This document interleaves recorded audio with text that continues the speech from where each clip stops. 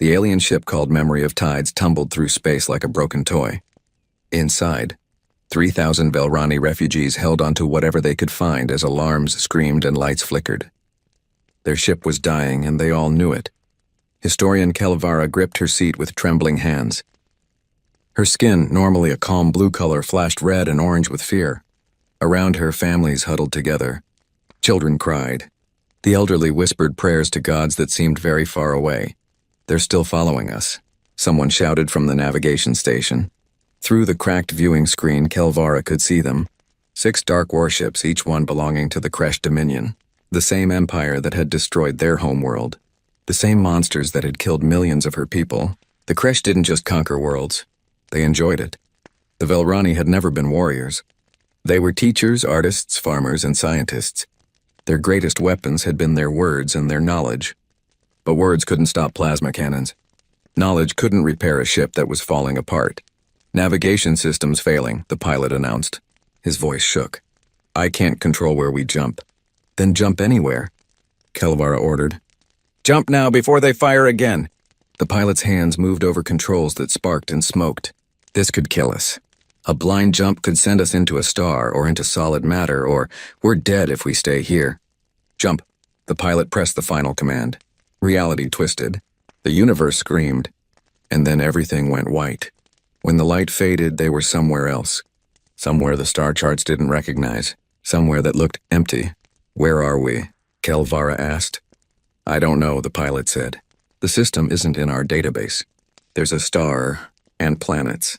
One looks like it might support life, but it's not marked.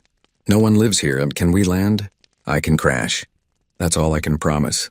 The ship shook violently. Fires had broken out on 3 decks. The engines were gone. Life support was failing. They had minutes, maybe less.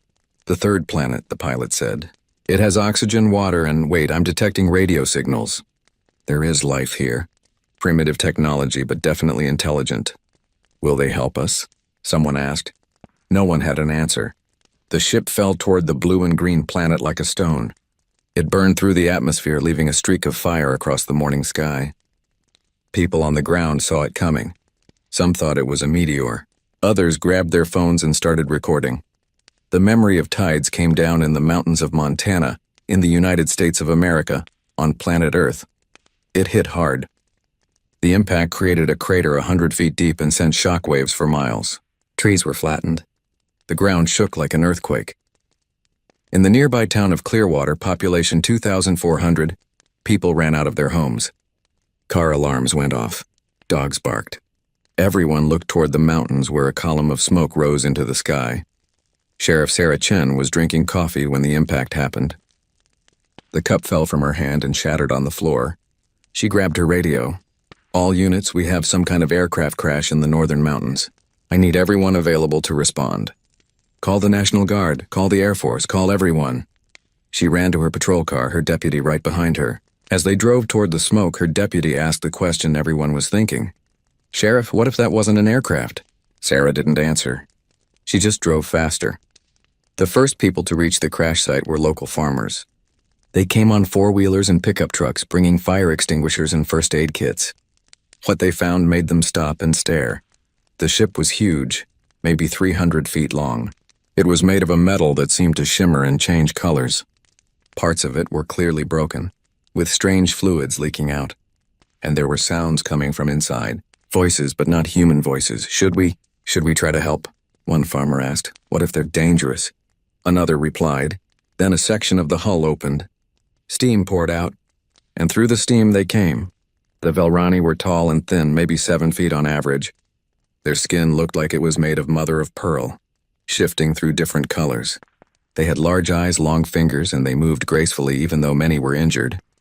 The first one out saw the humans and froze. Her skin turned pure white with fear. She raised her hands, showing she had no weapons. "Please," she said in a language no one understood. "Please don't hurt us. We have children." The humans couldn't understand her words, but they understood her tone. They understood the way she protected the small figures behind her. They understood fear when they saw it. Old Frank Morrison, who had been farming in Montana for 60 years, stepped forward. He held out his hands, palms up, to show he meant no harm. "It's okay," he said gently. You're safe here. Let us help. The Velrani woman didn't understand his words either, but she understood his tone. She started to cry, her skin flashing through a dozen colors. More Velrani emerged from the ship, many of them injured, all of them terrified. By the time Sheriff Chen arrived with her deputies and a National Guard unit, the farmers had already started helping. They were bandaging wounds, offering water, and trying to communicate through gestures. It was chaos, but it was controlled chaos. Captain Marcus Webb of the National Guard took one look at the situation and made a decision. Secure the perimeter, but don't point weapons at anyone unless they're aggressive. Get medical supplies up here. Radio for more ambulances. And someone get me a line to the Pentagon because this just became way above my pay grade. Over the next few hours, more help arrived. Military vehicles, news helicopters, scientists, government officials.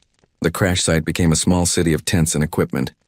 Inside one of those tents, historian Kelvara sat with Sheriff Chen and Captain Webb. Between them was a laptop computer. On the screen were words in English. Hello. I am Chorus. I am the ship's artificial intelligence. I have learned your language from your internet. I can translate. Holy, Captain Webb breathed. It learned English in 3 hours? More words appeared. Yes, your language is simple. Your internet contains much information. Also many videos of cats. I do not understand the cats. Despite everything, Sheriff Chen laughed. Yeah, we don't really understand that either. Can you tell us what happened? Who are you people? Through Chorus, Kelvara told them everything. She told them about the Velrani homeworld, a peaceful planet where they had lived for thousands of years. She told them about the Kresh Dominion, an empire that conquered planets for sport and resources. She told them how the Kresh had invaded 3 years ago, how most of the Velrani had died fighting a war they never wanted. We are all that remains, Kelvara said, her words translated by Chorus. 3,000 survivors. We fled in this ship, but they followed us. We jumped blindly to escape. We never meant to come here. We didn't even know your world existed. How badly is your ship damaged? Webb asked. It will never fly again. We have the technology to repair it, but not the resources. It would take months of work, and we don't have months. We barely have days. Why not? Kelvara's skin turned dark gray, the color of despair. Because we didn't escape. Not really. The Kresh attached a tracking beacon to our hull before we jumped. It was dormant, probably damaged in the fighting, but Chorus detected it activating an hour ago. They know where we are. How long? Sheriff Chen asked. 14 of your days, maybe less. Captain Webb stood up and walked to the tent entrance. He looked out at the Velrani refugees sitting in small groups, sharing food with the human volunteers. He saw Velrani children playing with human children, the language barrier meaning nothing to kids who just wanted to play. He saw his soldiers helping elderly Velrani who could barely walk. And what will these Kresh do when they get here? He asked without turning around. They will kill us, Kelvara said simply. All of us. They will make it slow in public to scare other worlds from resisting. And your people, I am sorry. You should not be involved. If you have ships, if you can leave this world, you should go. The Kresh will not care that you tried to help us. They will see only primitives who harbored their escaped slaves. Primitives. Webb turned around. Lady, we've split the atom, sent people to our moon, and created the internet that your AI learned from. We're not that primitive. You have no faster-than-light travel, no energy weapons, no shields. By galactic standards, Kelvara stopped, seeing the look on his face. I meant no insult, but you must understand the Kresh have conquered 40 worlds. They have plasma weapons that can melt your tanks. They have shields that stop bullets. They have warships that can destroy cities from orbit. You cannot fight them. Sheriff Chen looked at Captain Webb. Webb looked back at her. Something passed between them, an understanding that needed no words. Maybe we can't, Chen said. But we're not going to just hand you over to them either. You would risk your world for strangers? You're not strangers anymore, Chen said. You crashed here, which makes you Clearwater's problem. And in Clearwater, we take care of our problems. We take care of our people. We are not your people. Chen smiled. You are now. Over the next 2 days, the situation spiraled in a dozen directions. The United Nations held emergency meetings. World leaders argued about what to do. Some wanted to give the Velrani to the Kresh to avoid war. Others wanted to study the alien technology. Still others wanted to help but didn't know how. While politicians argued, the people of Clearwater made their own decision. They set up camps for the Velrani. They shared their food, their medicine, their homes. The local school opened its gym as a shelter. Churches brought blankets and clothes. The hospital worked around the clock, treating Velrani injuries with help from Velrani doctors who had advanced medical knowledge. Communication got easier.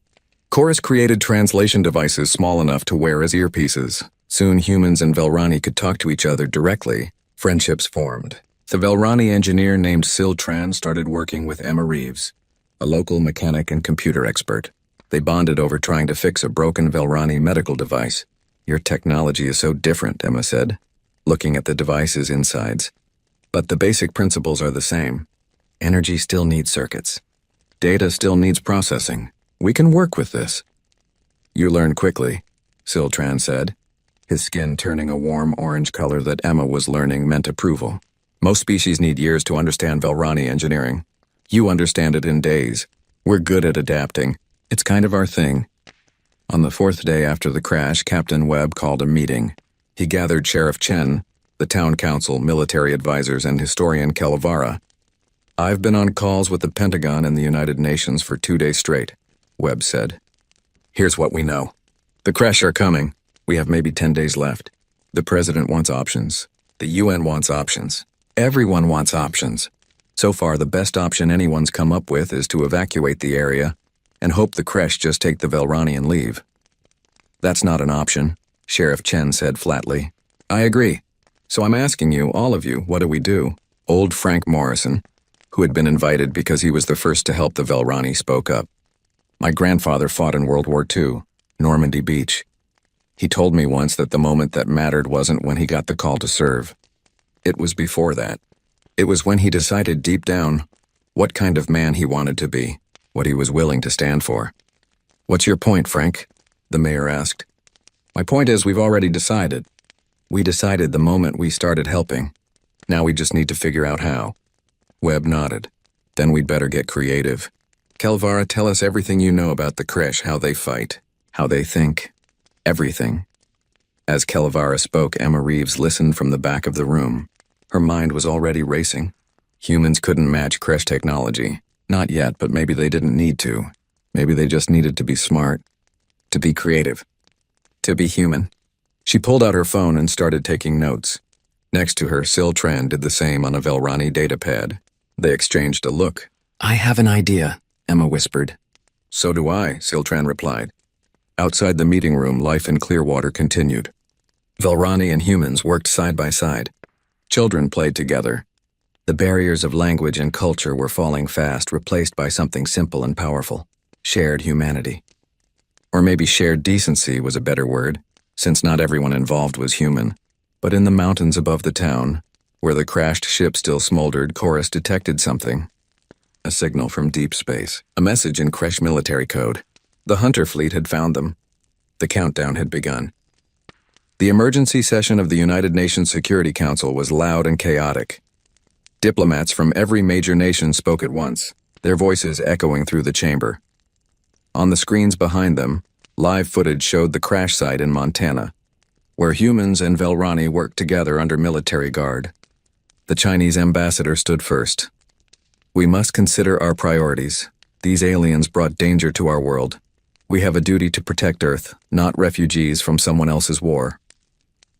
"They didn't choose to come here," the British ambassador argued. "They were fleeing genocide. We have international laws about refugees." "International laws that don't cover aliens," someone shouted back. The Russian ambassador leaned forward. "Perhaps we can negotiate with these Kresh. Give them what they want in exchange for peace." "You mean surrender the Velrani?" The Brazilian representative looked horrified. "We would be sending 3,000 people to their deaths. Better than risking 8 billion human lives." President Maria Alvarez of the United States listened to the arguments for 2 hours. Finally, she stood up. The room quieted. "I've received reports from our military advisors," she said. "They tell me we can't win a fight against the Kresh, not with our current technology. The Kresh have weapons we can barely imagine. But those same advisors also tell me something else. They tell me that the people of Clearwater, Montana have already made their choice. They're not asking for permission, they're asking for support. One town can't decide policy for the entire planet, the French ambassador said. No, but they can remind us what policy should be, Alvarez replied. We've spent decades building international laws about human rights, about protecting refugees, about standing up to tyranny. Now we have our first chance to apply those laws beyond our species. What do we choose? The vote, when it came, was close. But it passed. The United Nations would not surrender the Velrani. They would not evacuate Clearwater. Instead, they would prepare. For what exactly, no one was quite sure. But they would prepare. Back in Clearwater, the news was met with mixed reactions. Some people were relieved. Others were terrified. Sheriff Chen stood in the town square and addressed the crowd that had gathered. I won't lie to you, she said. This is going to be dangerous. The military's working on plans, but we all know the truth. We're facing something we've never faced before. So I'm going to ask you the same question I asked myself. Do we stand and fight, or do we run? We stand, someone called out. Are you sure? Because if you want to evacuate, no one will blame you. This isn't your fight. Old Frank Morrison pushed his way to the front of the crowd. Sheriff, with respect, you're wrong. This became our fight the moment we decided to help. My grandfather didn't run from bullies, and neither will I. One by one, other people spoke up. Veterans who had served in wars. Parents who wanted to teach their children to stand for what was right. Teachers, mechanics, shopkeepers, and farmers. Even some teenagers, despite their parents' protests. Then we have work to do, Chen said. Captain Webb has requested volunteers. We need to prepare this town. We need to help the Velrani repair what they can.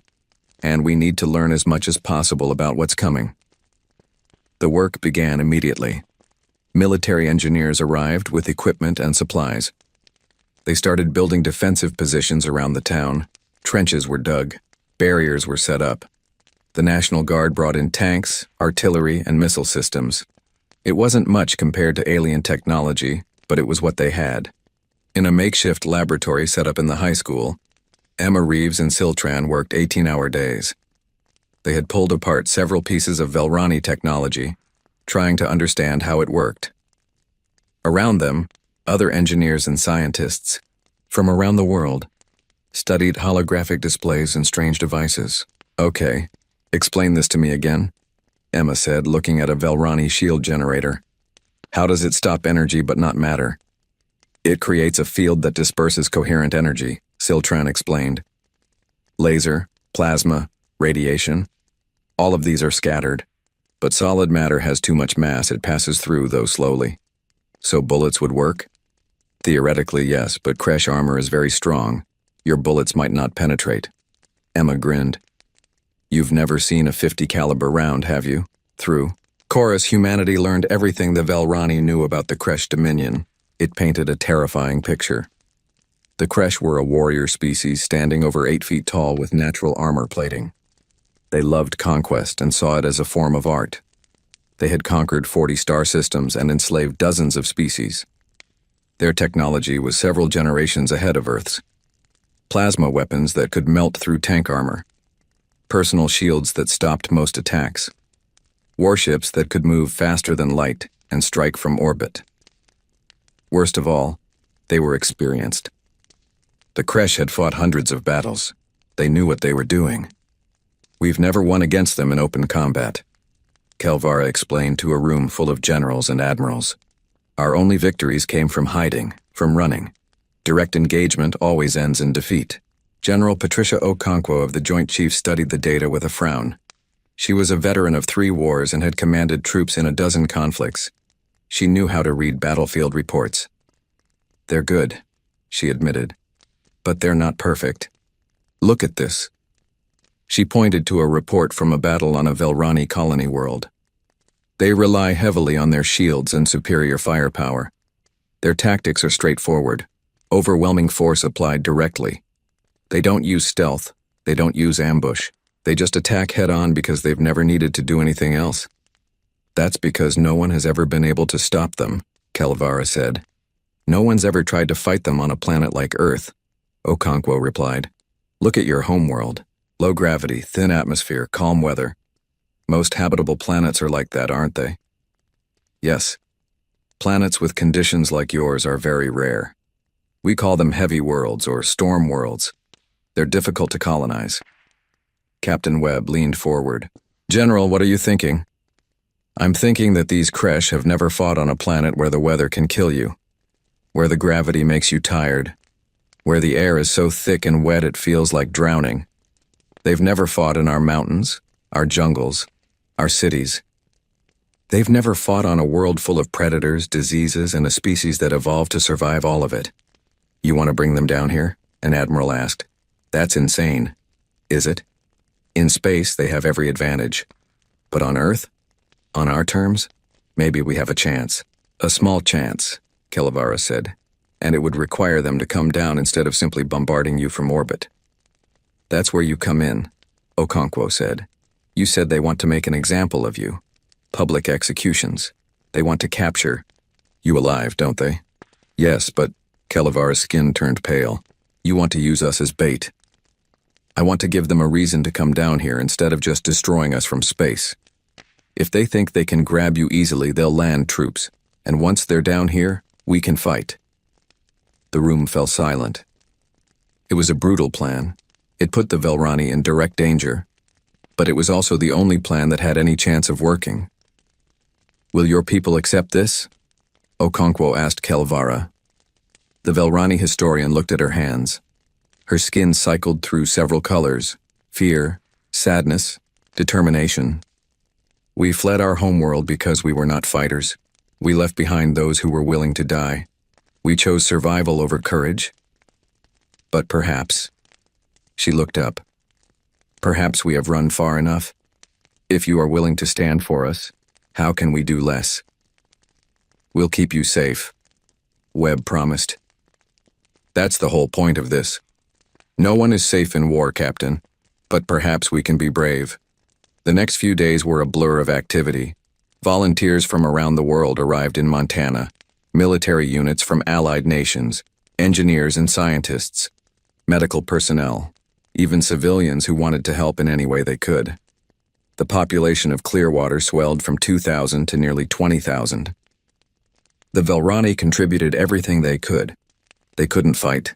Their culture had no tradition of warfare, but they could teach. Velrani doctors showed human medics how to treat injuries with advanced techniques. Velrani engineers explained how their technology worked. A Velrani named Tokmar, who had been a teacher back home, started classes on Kresh psychology and culture. The Kresh respect strength, Tokmar explained to a group of soldiers. They see compassion as weakness. They believe might makes right. This makes them confident, but also predictable. They will always choose the most direct, most violent solution. So they're bullies, a Marine sergeant said. Yes, very powerful, very experienced bullies. Emma and Siltran made a breakthrough on the 5th day. They had been trying to understand how Velrani computers processed information. The technology was completely different from human computers, but Emma noticed something interesting. Your systems process data sequentially, right? One calculation at a time, but incredibly fast. Yes, Siltran confirmed. Ours work differently. We use parallel processing, many slower calculations happening at the same time. What if we combine them? Use your speed with our architecture? They spent 2 days testing the theory. When it worked, they called Captain Webb immediately. We can interface our systems, Emma explained excitedly. We can connect human computers to Velrani technology. That means we can control their devices, modify them, reprogram them. Why does that matter? Webb asked. Siltran's skin flashed bright yellow with excitement. Because the Kresh use similar technology to ours. If we can hack Velrani systems, we might be able to hack Kresh systems too.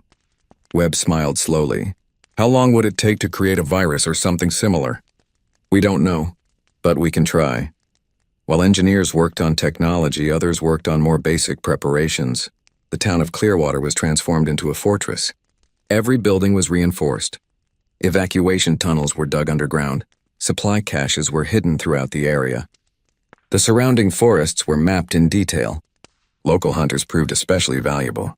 They knew every trail, every ridge, every hiding spot in the mountains. They taught soldiers how to move quietly through the forest, how to read the terrain, how to use natural cover. The creche will have better sensors than us, one hunter explained. But sensors can be fooled. Deer do it all the time when they freeze. We can teach you to move like the forest animals. Velrani children adapted surprisingly quickly to Earth. They played with human children, learning games and sharing their own. Language barriers faded fast. Children always learned faster than adults. Teachers set up schools that mixed human and Velrani students. It was chaos, but it was hopeful chaos. One evening, Sheriff Chen found Kelvara sitting alone watching the sunset. "Beautiful, isn't it?" Chen said, sitting down beside her. "Yes, our sun was yellow like yours, but smaller. The sunsets were pale.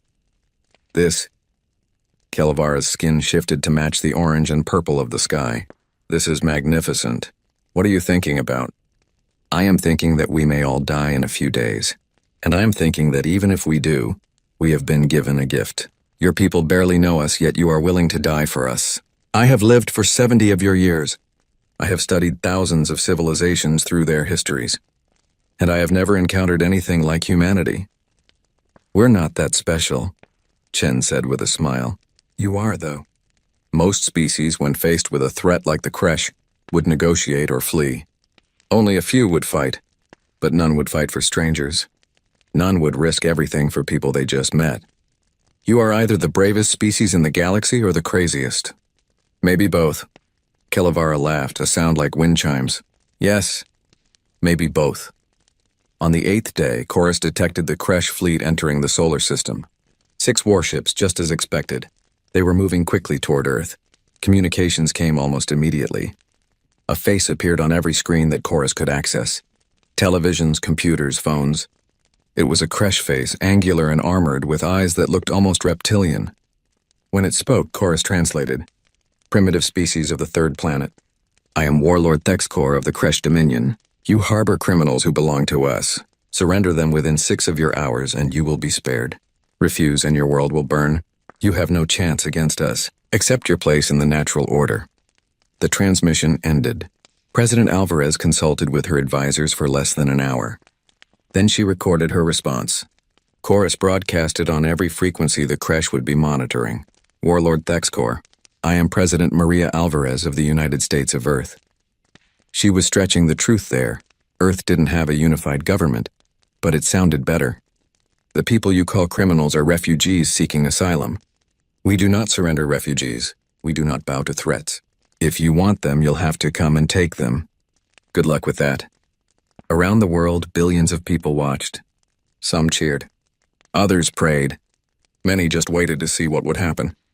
In Clearwater, Captain Webb gathered his officers. "This is it. They'll probably take a day or two to study us and plan their attack. Let's use that time. Final checks on everything. Make sure civilians are in shelters. Get everyone fed and rested while we can." "Do you think we can win?" a young lieutenant asked. Webb looked out at the town, where human and Velrani soldiers stood together on the walls they'd built. "I think we're about to teach the galaxy why you don't threaten someone's home. Win or lose, they'll remember Earth." In orbit, Warlord Thexcor studied the primitive planet below. His officers assured him the natives had no chance. No shields, no energy weapons, no space fleet. It would be a simple operation. But something bothered him. Their response had been too confident, too defiant. Primitives should be terrified. They should be begging. "Scan the area where the Velrani crashed," he ordered. "Tell me what you see." Military buildup, Warlord, significant, thousands of troops. Heavy weapons for their technology level. They plan to fight. Thexcor laughed. "Excellent. It has been too long since we had proper sport. Prepare the assault teams. We will take the Velrani and teach these humans the price of defiance." His officers cheered. None of them thought to ask why a primitive species would be so willing to fight a force they couldn't possibly defeat. The countdown to invasion had begun. The creche dropships entered Earth's atmosphere like falling stars. 40 transport craft, each carrying 50 soldiers in powered armor. 2,000 elite creche warriors, ready to crush a primitive resistance and capture their escaped prey. It should have been simple. Warlord Thexcor watched from his flagship as his forces descended. His officers provided constant updates. Everything was going according to plan.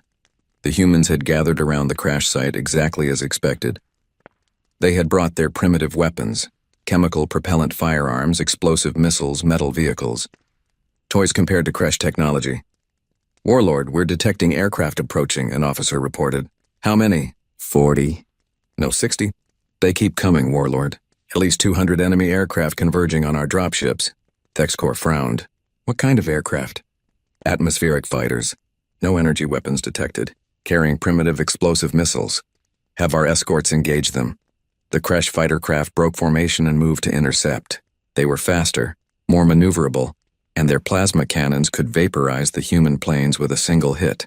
In space, it would have been a massacre. But they weren't in space. They were in Earth's atmosphere at 14,000 feet over the Rocky Mountains.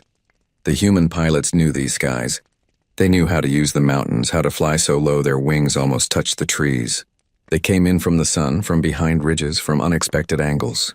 They fired their missiles from miles away and then dove for cover. The Kresh fighters were better machines, but there were only 20 of them and there were 200 human aircraft.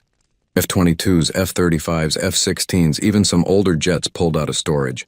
The humans fought like wolves attacking a bear, hit and run, never staying still long enough to be caught. "Status," TechScore demanded. "We're losing escorts, Warlord. 7 destroyed, 5 damaged. The dropships are taking hits too. These primitive missiles, they're damaging our armor." "How is that possible?" "The explosives are crude but powerful, Warlord. And there are so many of them." TechScore's fist hit his command console. "All dropships increase speed and land immediately. Get our troops on the ground where they can fight properly." The dropships accelerated, but the damage was done. 16 of the 40 transports had been destroyed or damaged badly enough that they had to turn back.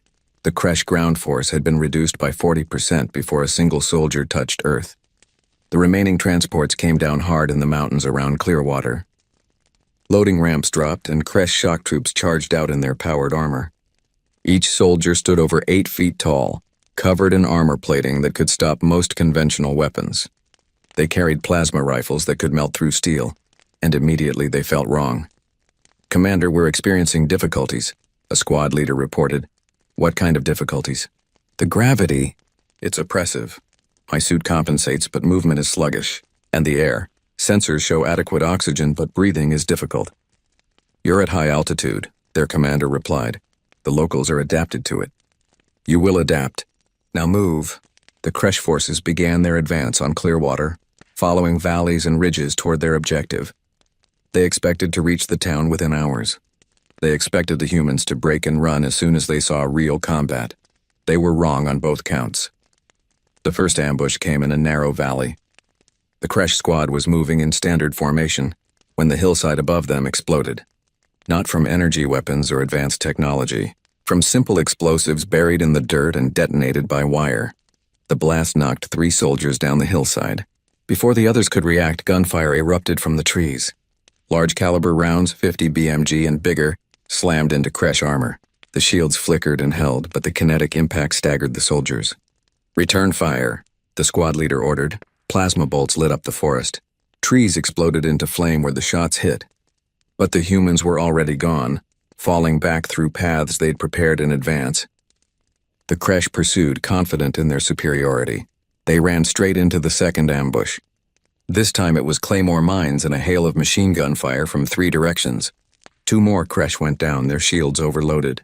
The rest took cover, something they rarely had to do. "These humans are not behaving like primitives," the squad leader reported. "They're using coordinated ambush tactics. They know the terrain." "Of course they do," Captain Webb said, watching from a command post 2 miles away. He was monitoring radio chatter and drone footage. "This is our home. Now fall back to position Delta and let the artillery have them." The human soldiers retreated through the forest in good order, following routes marked with GPS. Behind them, the Kresh squad advanced cautiously. They'd learned to be careful. These humans had teeth. Then the artillery started. The Kresh had shields designed to stop energy weapons. They worked less well against high explosive shells falling from the sky. The bombardment was constant, 155mm howitzers firing from positions miles away. The Kresh scrambled for cover, their formation breaking apart. This was just one squad. Across the entire battle zone, the same scene repeated dozens of times. The Kresh expected a conventional battle. They got guerrilla warfare from soldiers who had learned hard lessons in Afghanistan Iraq, and a dozen other conflicts. In his flagship, Thex Corps watched casualty reports climb. 10%, 12%, 15%. This was impossible. They were fighting primitives. Send reinforcements. Commit another 1,000 troops. Warlord, we only brought 3,000 total. If we commit more, do it. And tell them to secure the Velrani position at all costs. The second wave of dropships launched. This time the human Air Force was ready. They'd been holding back reserves for exactly this moment. The aerial battle resumed, fiercer than before. On the ground, the Kresh finally reached the outskirts of Clearwater. They'd taken hours to cover a distance that should have taken minutes. They'd lost hundreds of soldiers to ambushes, artillery, and the terrain itself. One entire unit had gotten lost in the forest and been cut off and destroyed. But now they could see their objective. The crashed Velrani ship in its crater, surrounded by defensive positions. Human soldiers dug into bunkers and trenches, and somewhere in there 3,000 Velrani refugees. All units. Begin final assault, the Kresh commander ordered. That's when the weather changed. One of the mountain's afternoon thunderstorms rolled in. It happened most days at this elevation, which was why the locals hadn't thought to mention it. In minutes, the sky went from blue to black. Lightning split the air. Rain fell in sheets so thick you could barely see 10 feet. For humans, it was just weather. Unpleasant but normal. For the Kresh, it was a nightmare. Their shields, designed to stop energy, went haywire in the electrical storm.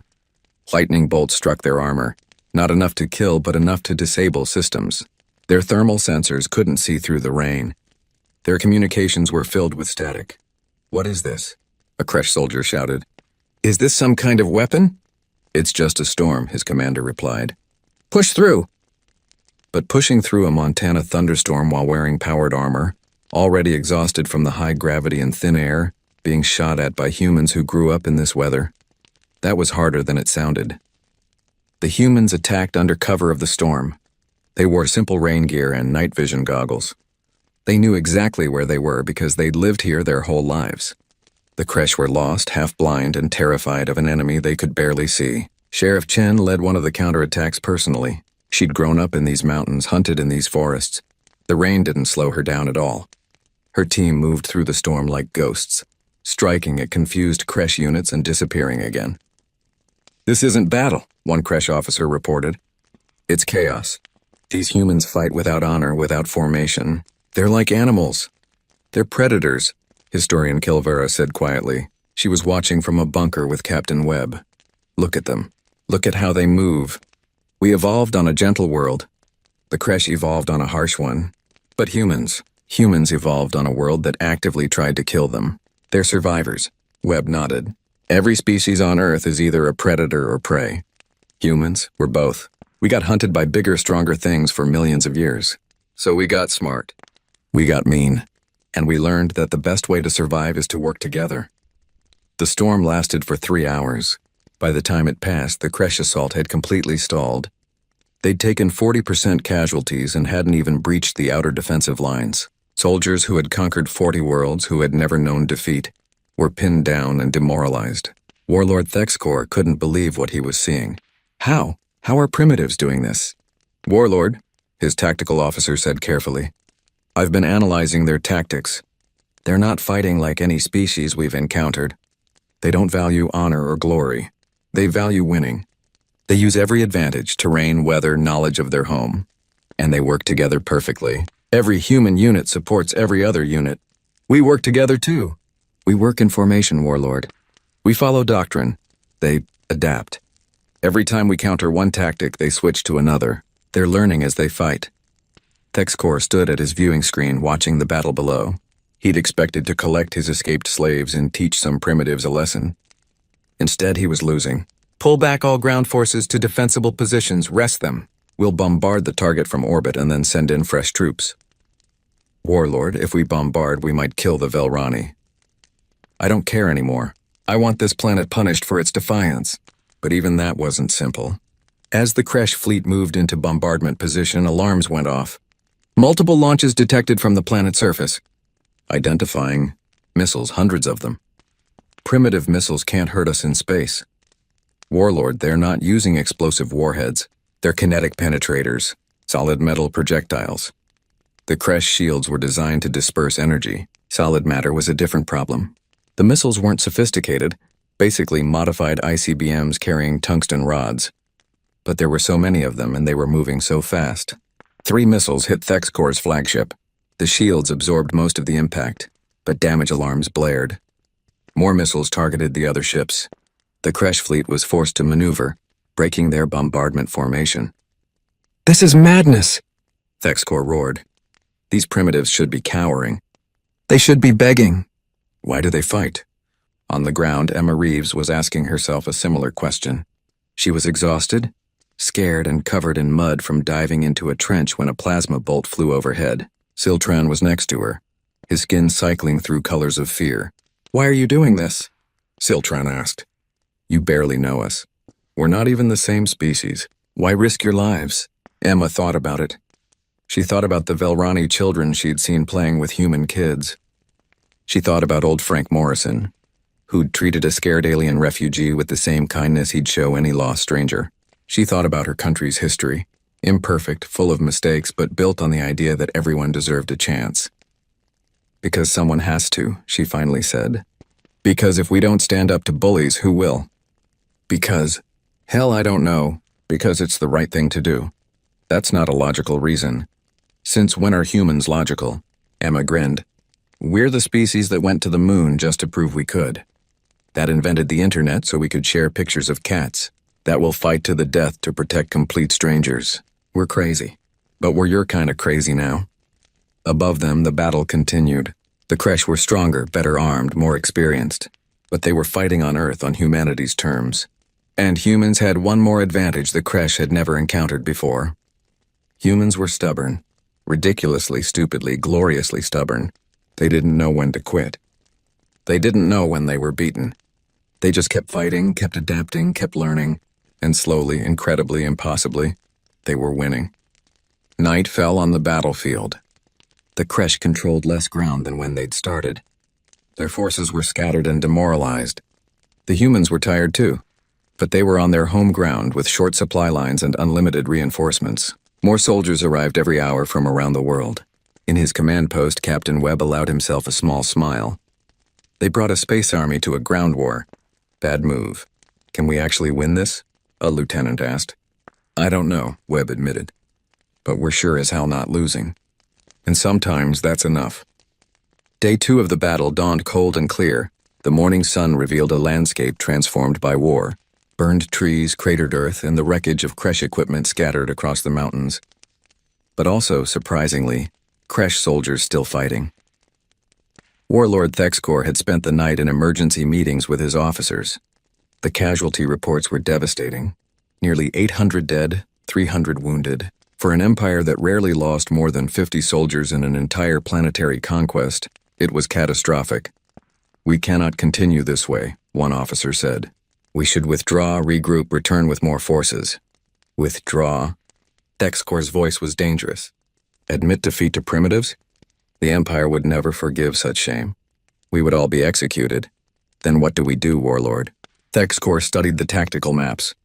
The humans had turned Clearwater into a fortress. Every approach was covered by fire. The terrain favored defense. A direct assault would cost hundreds more soldiers. We use everything, he decided. Deploy the combat drones.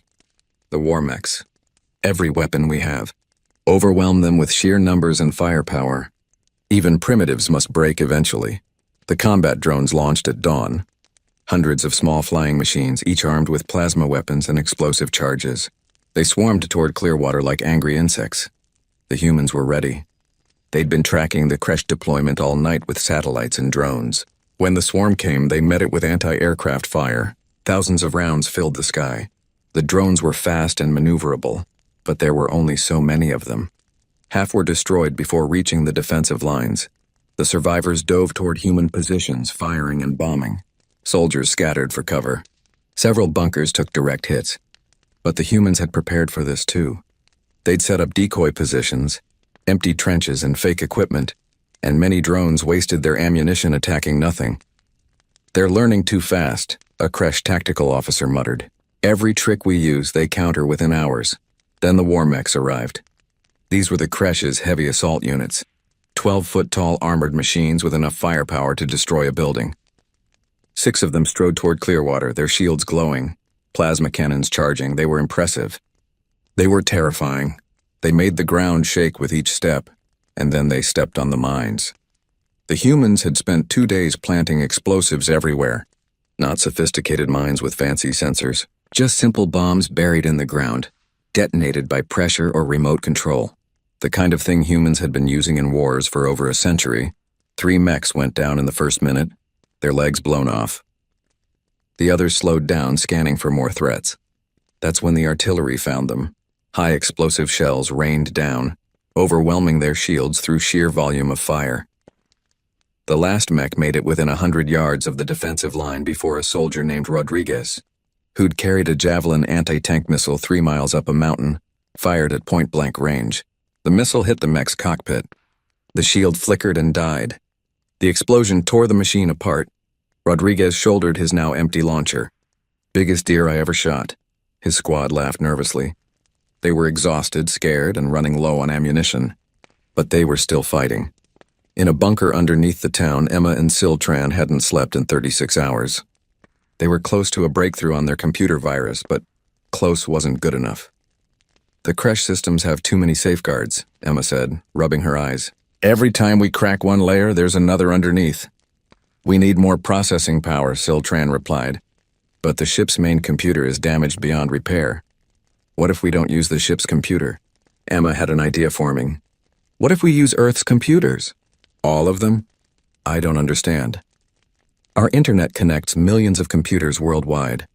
What if we created a distributed processing network? Use thousands of computers working together to crack the crash encryption?" Siltran's skin flashed bright yellow. "That could work, but we'd need to coordinate all those systems. The programming alone would take weeks. Unless," Emma pulled up her phone, "unless we ask for help." An hour later, Emma had posted a message on every hacker forum, programmer community, and tech website she could find. She explained what they needed: a virus to disable crash combat systems.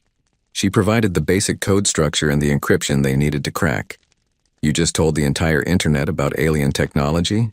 Captain Webb asked when he found out. "Yeah, and in 2 hours we've gotten responses from 14 countries. Programmers are working on it right now. Hundreds of them, maybe thousands. That's crazy, stupid, brilliant. All of the above," Webb admitted. "But if it works," it worked. By midnight, they had a functioning virus. It wasn't elegant. It was a mess of human and Velrani code held together with digital duct tape. But when they tested it on a captured crash drone, the machine systems crashed within seconds. "Upload it," Emma ordered. "Every crash device we can reach." Cora sent the virus through the air on every frequency the crash used. It spread like a digital plague, jumping from one crash device to another. Shields flickered and failed. Weapons stopped firing. Combat drones fell from the sky. Communication systems went silent. In his flagship, alarms blared as systems began failing. "What's happening?" Thexcore demanded. "Unknown attack, Warlord. Some kind of electronic warfare. Our systems are crashing. The primitives are inside our network." "How? They don't have the technology." "They do now, Warlord. The virus didn't destroy everything. The crash had backups and manual overrides. But it bought the humans precious time. Without shields and communication, the crash ground forces were vulnerable. Captain Webb ordered the counterattack immediately. All units advance. Hit them while they're blind." The humans came out of their defensive positions like wolves that had been waiting for the right moment. They'd been on defense for 2 days, taking losses, being pushed back. Now they pushed forward. The crash, suddenly fighting without their technological advantages, discovered something terrifying. The humans were very, very good at basic infantry combat. They moved in coordinated units. They covered each other. They used every piece of terrain as cover. And they never ever stopped coming. One crash unit tried to fall back to their landing zone. They were intercepted by a group of local hunters and National Guard soldiers who'd been waiting in ambush. The humans used hunting rifles, shotguns, and whatever else they could find.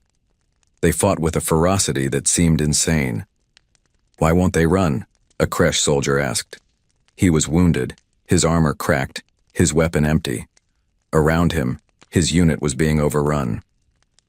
"Because we're defending our home," a human soldier answered in badly pronounced Kresh.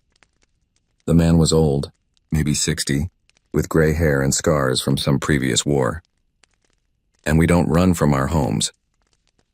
By dawn of day 3, the Kresh had lost half their ground forces. The survivors were scattered, isolated, and running out of supplies. Thexcor faced a choice he'd never thought he'd have to make. Recall all ground forces, he ordered. Immediate evacuation. Warlord, do it. Pull everyone back to the landing zones. We're leaving. The Kresh retreat was chaotic. Units fell back under heavy fire, trying to reach their dropships. The humans pursued aggressively, not willing to let the enemy escape easily. More Kresh died in the retreat than had died in the entire assault. But Thexcor wasn't done. As the last dropship lifted off, he gave his final order. Target the Velrani crash site. All ships, fire orbital bombardment. The Kresh warships turned their weapons toward Clearwater. If Thexcor couldn't have his escaped slaves, then no one would. He'd destroy the entire area and everyone in it, human and Velrani alike. Energy signatures detected, a human radar operator shouted. The Kresh ships are charging weapons. How long? General Okonkwo demanded. 30 seconds to firing. Once they shoot, we have maybe 10 seconds before impact. There was no time to evacuate. No time for anything except one last desperate move. Okonkwo picked up her red phone, the one connected directly to every military command center on Earth. Execute Hail Mary. All units, fire everything. Around the world, missile silos opened. Naval ships launched their payloads. Strategic bombers released their weapons. It wasn't nuclear. The human governments had promised not to use nuclear weapons unless absolutely necessary, but it was everything else. Hundreds of ballistic missiles streaked toward space. They were modified with Velrani guidance systems, making them far more accurate than normal. They were tipped with kinetic penetrators, solid metal slugs designed to punch through shields by sheer force. The Kresh fleet detected the launches and immediately shifted to defensive positions. Their shields could handle some impacts, maybe most impacts, but not all of them. Evasive maneuvers, Thexcor ordered. Return fire. Too late. The first missiles hit, then more and more. The Kresh shields glowed brighter and brighter, trying to disperse the kinetic energy. Some missiles were stopped. Others got through. One penetrator hit Thexcor's flagship just below the bridge. The ship shuddered. Systems failed. The bombardment order was canceled as the crew fought to keep the ship functioning. 2 other Kresh warships took heavy damage. One lost all power and began drifting. Another's shields collapsed entirely, leaving it vulnerable. Warlord, an officer shouted. We must withdraw. If we stay, they'll destroy us. Thexcor stared at the planet below. He'd come here expecting an easy victory. Instead, he'd lost half his ground forces, damaged half his fleet, and been humiliated by primitives who shouldn't have been able to fight at all. This isn't over, he said. We'll return with a full armada. 50 ships, 100,000 soldiers. We'll scour this planet clean. Warlord, look at the intelligence reports. This planet has 8 billion inhabitants, hundreds of nations, nuclear weapons by the thousands. They went from ground warfare to space warfare in 3 days. If we give them time to prepare, if we give them access to our technology. The officer didn't finish the thought. He didn't need to. Then we'll bring enough force that it won't matter, but we will return. I swear it. The Kresh fleet began jumping to faster-than-light speed. One by one, the warships vanished, leaving Earth's orbit empty. On the ground, people watched the sky. When it became clear the Kresh were really leaving, a cheer went up. It started in Clearwater and spread across the world. Humans hugged each other. They hugged Velrani. Some laughed. Some cried. Sheriff Chen sat on a pile of rubble that used to be her office. Captain Webb found her there, staring at the smoking ruins of her town. We won, she said quietly. We survived, Webb corrected. They'll be back. I know. But for today we won. The cost of victory was written across the landscape. 3,800 humans dead, 6,000 wounded. Clearwater was mostly rubble. The surrounding mountains were scarred with craters and burned forests. Medical tents overflowed with casualties, both human and the Velrani, who'd been caught in the fighting despite everyone's efforts to protect them. But all 3,000 Velrani refugees had survived. Not one had been captured or killed. That was what mattered. Historian Kelvara walked through the ruins with tears streaming down her face, her skin cycling through every color in her species' emotional spectrum. "What's wrong?" Emma asked, finding her. "We won, you're safe." "I know," Kelvara said. "That's why I'm crying. Your people died for us. Thousands of them. People who had never met a Velrani before 5 days ago. They died protecting strangers." She looked at Emma. "How do we ever repay that?" Emma was quiet for a moment. Then she smiled. "You could start by helping us get ready for when those jerks come back. We're going to need bigger guns." Kelvara laughed through her tears. Yes, we can do that. We'll give you everything. Our technology, our knowledge, everything we have. And maybe." She looked around at the ruins. "Maybe together we can build something neither of our species could build alone."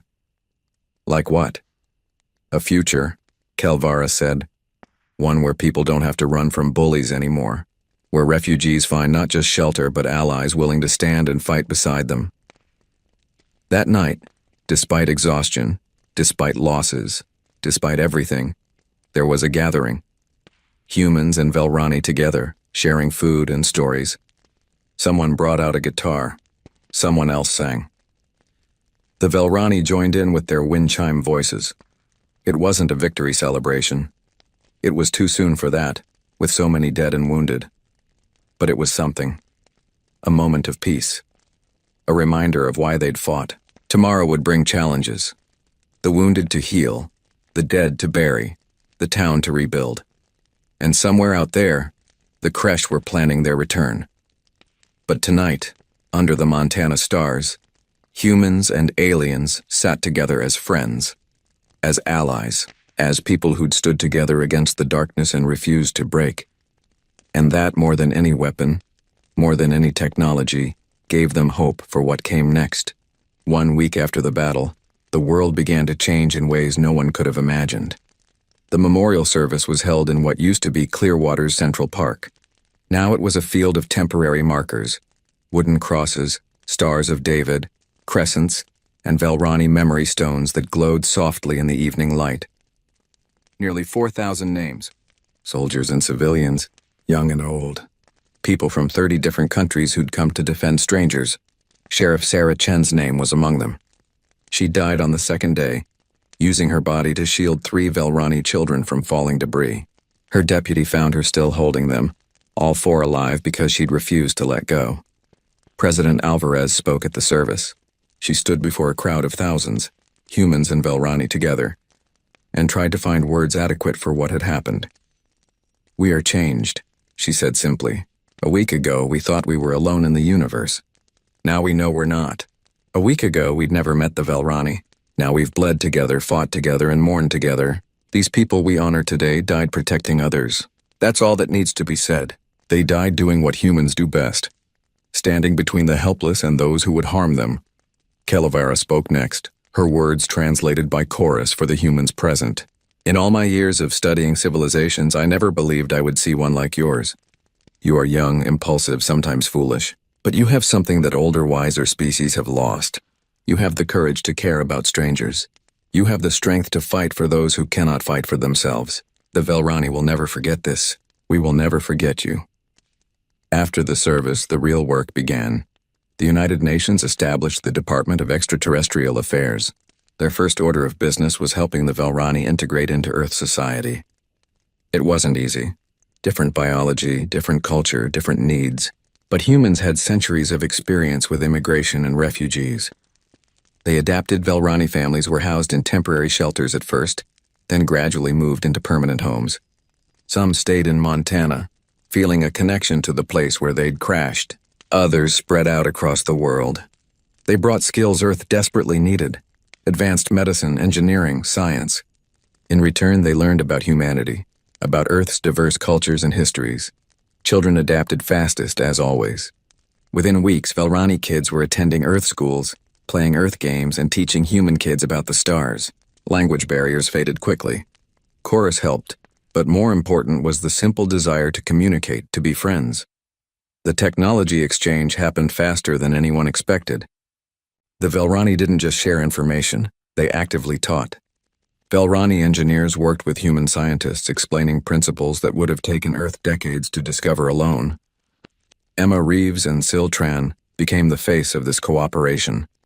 They appeared on news programs, explaining their work in simple terms. They'd become close friends during the crisis, and their partnership became a model for human Velrani collaboration. "It's not about them giving us technology," Emma explained in one interview. "It's about learning together. We think differently than they do. Sometimes our primitive solutions to problems work better than their advanced ones. Sometimes the opposite is true. Together we're better than either species alone." The first major project was medical. Velrani doctors had techniques for treating injuries and diseases that seemed miraculous to human medicine. But human biology was different enough that the treatments needed modification. Human doctors and Velrani healers worked together, combining knowledge from both species. Dr. Rachel Foster, a surgeon from Seattle, stood in an operating room with a Velrani healer named Morthen. They were performing surgery on a human soldier wounded in the battle, a procedure that would have been impossible a month ago. "Your species heals so slowly," Morthen observed, his skin showing concern. "But your bodies are remarkably resilient. You can survive injuries that would kill most species." "Evolution on a death world," Rachel replied, carefully following Morthen's instructions. "We had to be tough to survive. Can you pass me the regeneration catalyst? It is fascinating how you adapt. Your medicine is so different from ours, yet the goal is the same: healing, helping." The surgery was successful. The soldier, who would have lost his leg with human medicine alone, kept it. News of the success spread quickly. Other hospitals wanted Velrani medical assistants. More Velrani healers volunteered to teach. But the most important work was happening in orbit. 6 months after the battle, construction began on humanity's first faster-than-light ship. It was built in space, assembled by astronauts and Velrani engineers working together. They called it Remember Clearwater. The ship combined human and Velrani technology in ways neither species had attempted before. Velrani FTL drives and shields, yes, but also human weapons systems, human computer networks, human design philosophy. Where Velrani ships were beautiful and elegant, human ships were practical and tough. Remember Clearwater was both. Captain Marcus Webb, promoted to lead the new Space Defense Corps, oversaw construction from a temporary station in orbit. He floated in zero gravity, watching welding sparks dance in the darkness as another hull section was attached. "It's beautiful," Sil Tran said, floating beside him. "It's a warship," Webb replied. "Nothing beautiful about that. It represents hope, cooperation, two species working together to defend themselves. That is beautiful." Webb had to admit he had a point. Around them, human and Velrani workers moved together seamlessly. They'd learned to communicate despite language differences. They'd learned to trust each other. Some had become friends. "How long until she's ready?" Webb asked. "Another 6 months for the main construction, then testing." "But Webb, you know they're coming back, don't you?" "The creche, Thexcorp promised. I know. That's why we're building 20 more ships like this one, and why we're not just sitting around waiting." Earth's military had transformed. Every nation contributed to the common defense now. The United Nations Security Council had actual authority for the first time in its history. Armies trained together. Technology was shared freely. Old rivalries seemed petty when facing an external threat. But they needed more than weapons. They needed intelligence. They needed to know what was coming. That's where Tokmar came in. The Velrani teacher had encyclopedic knowledge of creche society, tactics, and psychology. He worked with human military analysts, building a complete picture of the enemy. "The creche Dominion controls 40 star systems," Tokmar explained to a room full of generals. "But their empire is not as strong as it appears. They rule through fear and overwhelming force. Most subject species hate them but are too afraid to rebel." "What about allies?" General Okonkwo asked. "Do they have any?" "No. The creche take what they want and trust no one. This is their weakness. They cannot imagine why you would help us. They cannot understand cooperation between species." "Good, we'll use that. But understanding the enemy wasn't enough. Earth needed allies too. The Velrani sent out messages to other refugee groups hiding throughout the galaxy. Some were too afraid to respond. Others were interested but cautious. A few decided to take the chance. 14 months after the battle, the first refugee ship arrived. It wasn't Velrani. It was Mikran, a species that looked like upright otters with golden fur and enormous eyes. Their ship was damaged, their people desperate. The approaching vessel broadcast a simple message. Earth helps refugees. True? President Alvarez herself responded. Yes, come to Earth, we protect you. The Mikran ship landed in Australia. 2,000 more refugees. More mouths to feed, more people to house. But also more knowledge, more perspective, more allies. The Mikran were traders and diplomats. They knew the galaxy's politics and economics. They brought information about other species, other worlds. More ships came. Slowly at first, then faster. The Helkani, a crystalline species fleeing religious persecution. The Earthen, who looked like bears but were gentle herbivores. The Keswick, insect-like beings with incredible technical skills. Each group brought their own gifts, their own knowledge. Earth became a haven. A legend spread among refugee communities. There was a world called Earth where a primitive species had fought the Kresh and won. Where refugees were welcomed and protected. Where you could be safe. Not everyone was happy about this. Some humans worried about resources, about change, about the aliens changing human culture. There were protests. There were problems. Integration wasn't always smooth, but most people remembered Clearwater. They remembered humans and Velrani fighting together. They remembered that the alternative to helping refugees was abandoning them to people like the Kresh. And most humans, when faced with that choice, chose to help. Kelevara watched all of this with amazement. She'd lived 70 years and studied countless civilizations. She'd never seen anything like humanity. You are chaos, she told Emma one day. They were having coffee, something the Velrani had quickly developed a taste for. Your species barely agrees on anything. You fight among yourselves constantly. You have hundreds of languages, thousands of cultures. By any logical standard, you should be weak. But, Emma prompted, but when threatened, you unite instantly. When faced with injustice, you fight. When someone needs help, you help them, even if it costs you. Your chaos is your strength. You're unpredictable, adaptable, creative. The galaxy has never seen anything like humanity. Is that good or bad? Both. You terrify me and inspire me in equal measure. Emma laughed. Yeah, we get that a lot. The intelligence reports came 15 months after the battle. The Kresh were mobilizing. Not 6 ships this time, a fleet. At least 30 warships, maybe more, carrying not 2,000 soldiers, but 20,000. They were coming to finish what Thexcor had started. The news spread quickly. Some people panicked. Others prepared. Earth's defenses had improved dramatically, but everyone knew this would be different. The Kresh would be ready this time. They wouldn't underestimate humanity again. Webb stood on the bridge of Remember Clearwater, now fully operational. Around him, his crew worked at their stations. Humans and Velrani and Mikran and others all working together. How long, he asked. 3 weeks, maybe 4, his tactical officer replied. She was Velrani, one of the few who had learned military skills in the past year. Captain, we're not ready. We have 20 ships. They'll have 3 times that many. Then we'd better be smart about it. General Okonkwo had a plan. It was risky. It was probably crazy, but crazy seemed to work for humanity. We don't fight them in space, she explained to Earth's military leaders. Not at first. We let them come to Earth. Let them think they're winning. Then we hit them with everything we've got. Ships, ground forces, cyber warfare, everything.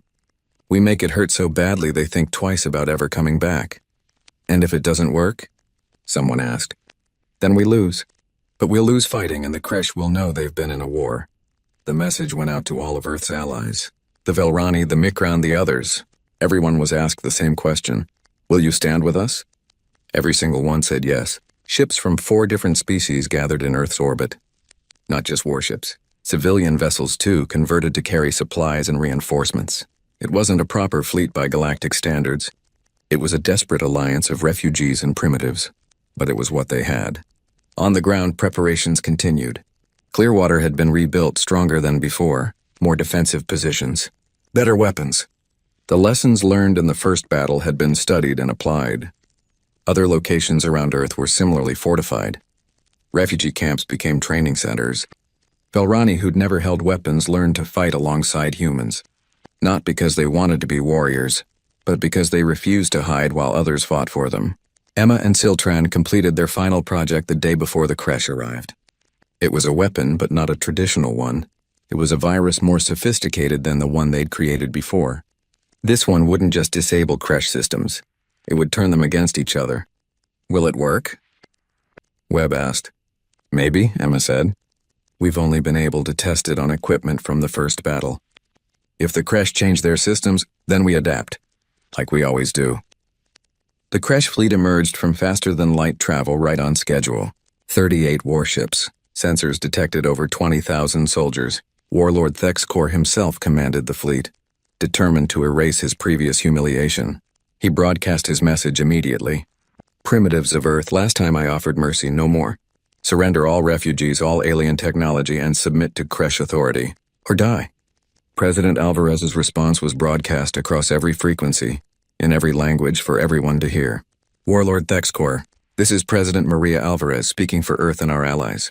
We've built you a welcome. When you look down at our planet, you see cities, farms, and forests. We see home. Every inch of it worth fighting for. Every person worth defending. You want to take that from us. You want to take our friends, our allies, our freedom. Here's our answer. She paused, then continued. We are Earth. We offer sanctuary to those who flee tyranny. We stand between the innocent and those who would harm them. We are humans, Velrani, Mikron, Helkani, and free people everywhere. And we do not surrender. Come and try to take what's ours. We'll be waiting. The transmission ended. For a moment, there was silence. Then across Earth, in orbit, in refugee camps and military bases, a cheer went up. It was defiant. It was probably foolish, but it was human. Thexkor stared at his screens in disbelief. He'd brought 10 times the force. He'd prepared for everything. And still they defied him. So be it, he said. Launch all forces. I want that planet reduced to ash. The battle for Earth had begun, but this time Earth was ready. This time they had allies. This time they had hope. Captain Webb stood on his bridge watching the Kresh fleet approach. Next to him, Siltran monitored the computer systems. Behind them, a crew of 5 species worked together seamlessly. Are you afraid? Siltran asked. Webb smiled, terrified. But they're about to learn the most important rule of the galaxy. What's that? Never threaten someone's home, especially if that someone is human. The Remember Clearwater and its sister ships moved to intercept. On Earth below, defensive positions armed and waited. In orbit, satellites and stations prepared to fight. Across the system, allies took their positions. The message was clear. The battle would be hard. Victory wasn't guaranteed. Many would die. But Earth would not surrender. Not now, not ever. And somewhere in the galaxy, on planets and ships and stations scattered across the stars, other refugees heard about Earth. They heard about a world that stood against tyranny. They heard about humans who fought for strangers. They heard about a place where you could be safe, where you could be free, where people would stand beside you against the darkness. The message spread, carrying hope to those who had forgotten what hope felt like. Earth had become more than a planet. It had become an idea, a promise, a declaration that some things were worth fighting for no matter the cost.